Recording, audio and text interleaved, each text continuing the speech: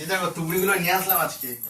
এই তুবড়িগুলো না আমাকে বলছে হাতে বানিয়েছে নাকি উনি, ঠিক আছে, বলছে তুমি গিয়ে ফাটিয়ে দেখো, খুব ভালো হবে, আর দামও খুব কম নিয়েছে জানো তো। কত? 30 টাকা করে পিস নিয়েছে মাত্র। কই দেখি, বার করো দেখি কেমন আমি তো তুবড়ি। অবাক 30 হয়ে টাকা গেলাম। করে নিয়েছে। 30 টাকা এখন তুবড়ি পাওয়া যায়? 60 টাকা করে আগের বছর কিনেছি এই তুবড়ি।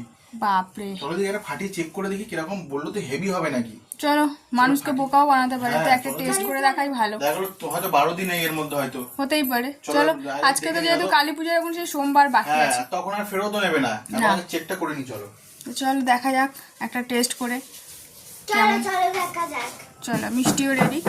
আর চলো। যদি হচ্ছে মানে যদি হচ্ছে কালী পুজোটা না ফেরত দেয় তাহলে তাই তো। সেই জন্য এখন হচ্ছে চেক করে যাচ্ছে।